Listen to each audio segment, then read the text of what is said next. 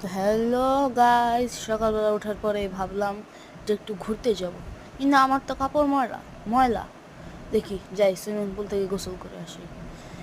লা লা লা লা লা, অনেক মজা লাগতেছে সুইমিং পুলে নাহাতে, অনেক মজা লাগতেছে সুইমিং পুলে গোসল করতে। অনেকক্ষণ সাঁতরাই, আজকে সাঁতরাবো অনেকক্ষণ, অনেক মজা হবে সাঁতরাতে, অনেক মজা হবে আজকে। অনেকক্ষণ ঘুরবো। যাই, এবার উঠে যাই। এখন আমি তো রেডি হয়ে গেছি, এবার গাড়ি নিয়ে ঘুরতে যাব।